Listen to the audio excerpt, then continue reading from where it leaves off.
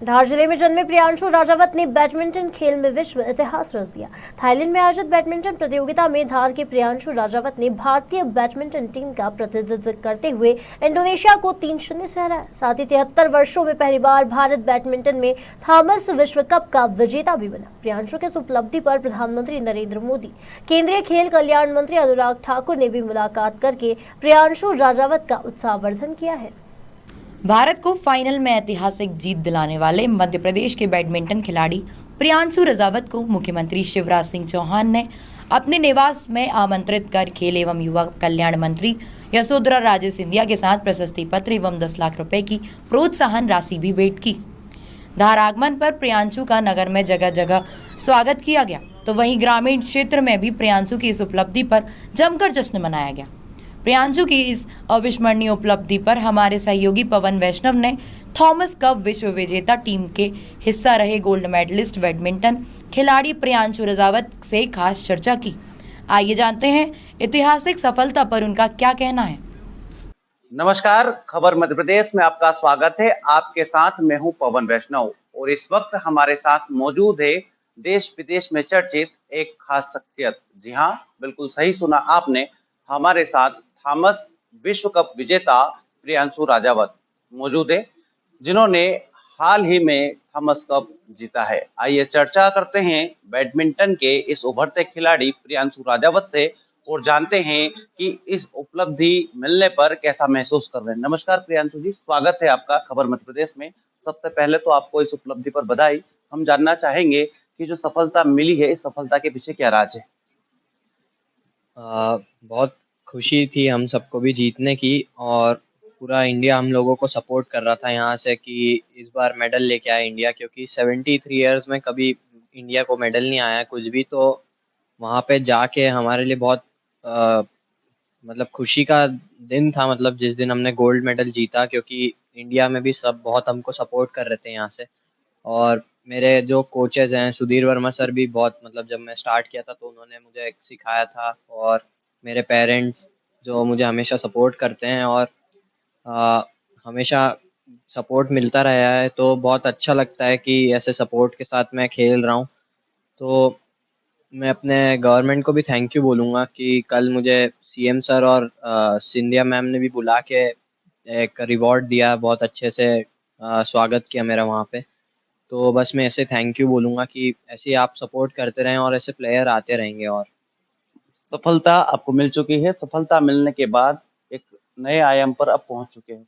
लेकिन ये जब आयाम आपने नहीं छुआ था, तब आपके क्या-क्या ऐसे प्रतिस्पर्धा के दौर रहे थे? कैसी-ऐसी आपकी मानसिक विडंबनाएँ भी आपके बीच में आई होंगी? उनको कैसे फेस किया था आपने? मतलब ऐसा हर प्लेयर की लाइफ में होता है कि ऐसा कभी उठाव चढ़ाव नीचे ऐसा गिरते रहते हैं, तो पर वो अगर हार मान लिया तो प्लेयर नहीं बन सकते हैं। तो आपको अगर प्लेयर बनना है तो हमेशा ये सब चीज़ों के लिए रेडी रहना पड़ेगा कि कभी इंजरी हो गई है तो ऐसा हार मान लिया नहीं। आप स्ट्रॉन्ग खड़े रहोगे, और आपका अगर सपोर्ट हर जगह से अच्छा है और आपके साथ कोई खड़ा है, तो आप ऐसे बहुत जल्दी ऊपर आ सकते हो वापस इंजरी के बाद भी। तो बस ऐसे ही हमेशा सपोर्ट मिलता रहेगा, तो कोई प्लेयर अगर इंजर्ड हो भी रहा है तो वो ऐसा नीचे नहीं जाएगा हमेशा, मतलब अगर सपोर्ट है तो ऊपर बहुत जल्दी उनका गेम इम्प्रूव हो सकता है। धार की धरा जो कि राजा भोज की नगरी कही जाती है, इसके ऐसा पहले आप खिलाड़ी हैं जो भारत के यशस्वी प्रधानमंत्री नरेंद्र मोदी जी से आपकी मुलाकात हुई है। कैसा लगा आपको उनसे मुलाकात करने के बाद? हाँ, हम सब मतलब जो 10 लोग थे टीम में, बहुत प्राउड फील कर रहे थे कि हमको पीएम सर ने बुलाया वहाँ पे, क्योंकि हर कंट्री का पीएम हर प्लेयर से नहीं मिल सकता है, क्योंकि हर कंट्री में ऐसे पीएम प्लेयर्स को नहीं बुलाते। हमारे इंडियन पीएम जो मोदी सर हैं, उन्होंने हम सबको बुला के मतलब हमारे लिए स्नैक्स भी रखा था, उन्होंने पूरा साथ में बैठ के हमारे खाया भी, और हमसे मिल के बहुत अच्छे से बातें की। उन्होंने बहुत अच्छा मोटिवेशनल स्पीच दी हम लोगों को कि आप आगे आने वाले समय में भी ऐसा करते रहो, तो मैं ऐसा मिलते रहूँगा तुम लोगों से और हमेशा मेरा सपोर्ट रहेगा तुम लोगों को। तो उन्होंने भी ऐसे ही बोला कि तुम इंडिया के लिए बहुत बड़ा मेडल जीत के लाए हो, तो बस ऐसा बहुत अच्छा लगा वो हमसे मिले तो। अब आप गोल्ड मेडलिस्ट हैं, जगह-जगह आपका स्वागत हो रहा है, धार का गौरव कहकर आपको पुकारा जा रहा है। लेकिन ये सफ़र जब शुरुआत से शुरू हुआ था, अब यहाँ तक पहुँच चुका है। शुरुआत में आपको क्या-क्या परेशानियाँ आई थी? घर से दूर रहना पड़ा था। घर से दूर रहे थे तो कैसे आपने उन समस्याओं को फेस किया?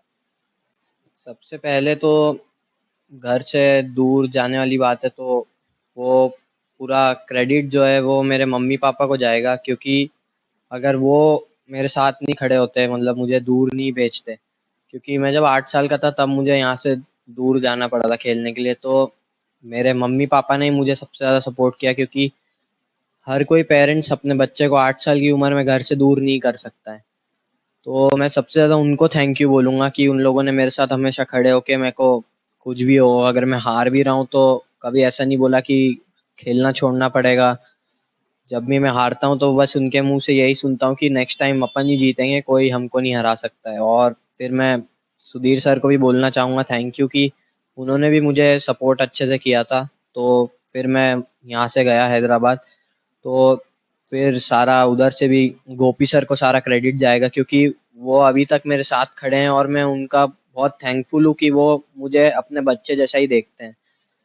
तो बहुत अच्छा लगता है, क्योंकि वहाँ पे हर प्लेयर सब बड़े-बड़े प्लेयर्स हैं, तो सबको देख के सीखने को मिलता है।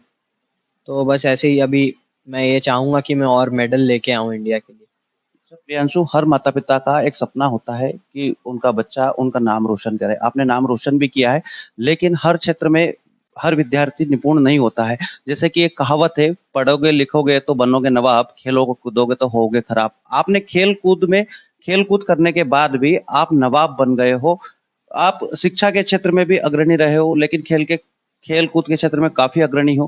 क्या मैसेज देना चाहोगे जो लोग शिक्षा के क्षेत्र में पिछड़ जाते हो, तो किस प्रकार से वो खेल में अपनी गतिविधि को बढ़ावा दे सकते हैं? सबसे पहले तो मैं ये बोलूँगा कि सब पेरेंट्स को बोलना चाहूँगा कि आपके बच्चे को जो मन है करने का, अगर उसको खेलना है तो उसको खेलने दीजिए, क्योंकि आप दोनों चीज़ एक साथ नहीं करवा सकते उससे। वो पढ़ने के उसमें अगर फ़ोर्स करोगे तो वो एक चीज़ ही कुछ अच्छी कर सकता है, या तो पढ़ेगा या खेलेगा। तो अगर उसको खेलने का मन है तो आप उसको खेलने दीजिए, और वो बहुत अच्छा भी कर सकता है अगर वो खेलेगा, आपके सपोर्ट रहेगा उसको तो।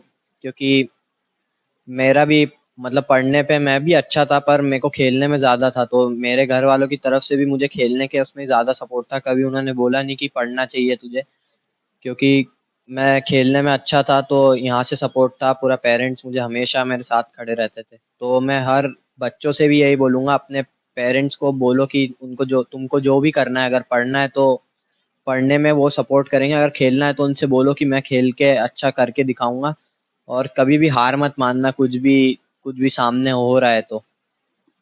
बैडमिंटन के खेल के मैदान में ऐसी क्या यादगार छवियाँ हैं, जो आप यहाँ बताना उचित समझेंगे? अ, मैं मतलब बहुत इंटरनेशनल जीता हूँ, मतलब बहुत खुशी तब भी होती थी मुझे, पर इस बार जो हमारा टीम इवेंट का वो था मेडल, वो पूरे इंडिया के जो करोड़ों लोग हैं वो भी चाहते थे कि इंडिया गोल्ड मेडल लाए, क्योंकि ऐसा कभी 73 इयर्स में इंडिया मेडल नहीं जीता था। तो हमारे लिए बहुत खुशी का दिन था वो, जब हम फाइनल्स जीते, और मेरे लिए बहुत खुशी की बात थी, क्योंकि मेरे टीममेट्स जो थे वो हमेशा मुझे सपोर्ट करते थे। मैं और उन सबको थैंक यू बोलूँगा कि उन लोगों ने मुझे एक मौका दिया, क्योंकि इंडिया 73 इयर्स में पहली बार जो वो ट्रॉफ़ी जीता था, उन्होंने मुझे ये मौका दिया कि मैं वहाँ पे जाके उठाऊँ। और सबसे प्राउड का दिन वो ही था कि हम नेशनल एंथम में इंडिया का फ्लैग सबसे मतलब नंबर 1 पे देख रहे थे, तो मैं बस बहुत प्राउड फ़ील करता हूँ कि मैं इंडियन हूँ, और हमने इतना बड़ा मेडल जीता इंडिया के लिए, और हम नेशनल एंथम में सब साथ में खड़े थे। इंडिया से जो करोड़ लोग थे उनके लिए भी, जो हमको पीछे से पूरा सपोर्ट कर रहे थे, तो मैं उनसे भी थैंक यू बोलूँगा कि आप ऐसे ही सपोर्ट करते रहो, तो इंडिया मतलब बैडमिंटन में भी क्रिकेट की बराबरी कर लेगा, अगर ऐसे ही सपोर्ट मिलता रहेगा हर जगह से तो। आप ऐसे पहले खिलाड़ी हैं जो प्रधानमंत्री नरेंद्र मोदी, मुख्यमंत्री शिवराज सिंह चौहान, खेल मंत्री यशोधरा राजे सिंधिया सहित मध्य प्रदेश के कई कैबिनेट मंत्रियों से मुलाकात हुई। उनसे मुलाकात के बाद किस तरह का सकारात्मकता का माहौल आपके अंदर निर्मित होता है? पहले तो मैं सबको मतलब वो मोदी सर और शिवराज सिंह जी सर को और यशोधरा मैम को बोलूँगा कि आप ऐसे ही हर प्लेयर को सपोर्ट करते रहो, और मैं राजीव यादव जी से भी बोलूँगा कि आपने भी मुझे बहुत सपोर्ट किया था पहले के टाइम पे, क्योंकि वो मेरे को फ़ीस का बहुत प्रॉब्लम होता था अकेडमी में, तो उन्होंने मुझे हमेशा सपोर्ट किया, क्योंकि वो जाके गवर्नमेंट से उन्होंने बात किया कि इसको ऐसा फ़ीस का प्रॉब्लम है, तो उनकी वजह से मेरा फ़ीस भी फ्री हो गया था। तो मैं उनको भी थैंक यू बोलूँगा।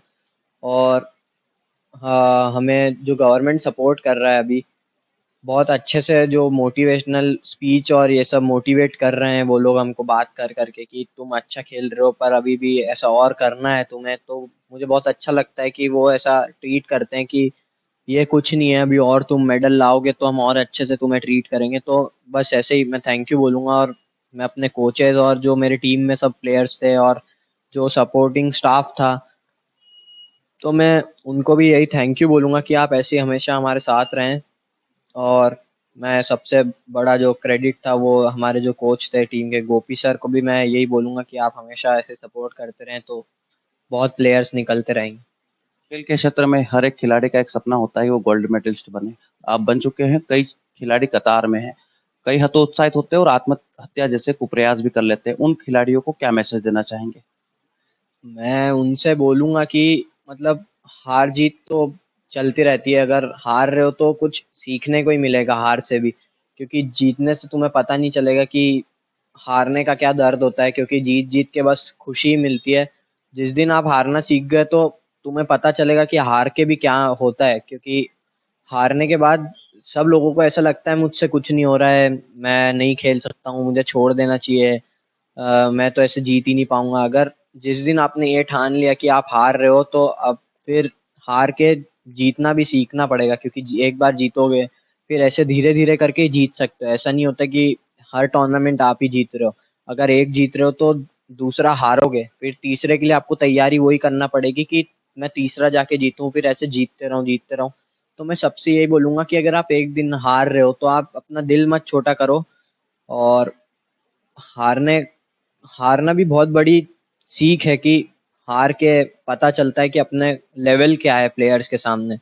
तो अगर आप जिस दिन हार हार गए, तो बस आप ये देखो कि वो प्लेयर क्या कर रहा है, उसको देख के सीखने का ट्राई करो। ऐसा मत सोचो कि मुझसे नहीं होगा और मैं नहीं कर सकता हूँ, क्योंकि सब प्लेयर्स हारते हैं, सब प्लेयर्स जीतते हैं, सब खुश होते हैं। तो ऐसे में बोलूँगा कि कभी बस ये मत सोचना कि आप लोग अकेले हो।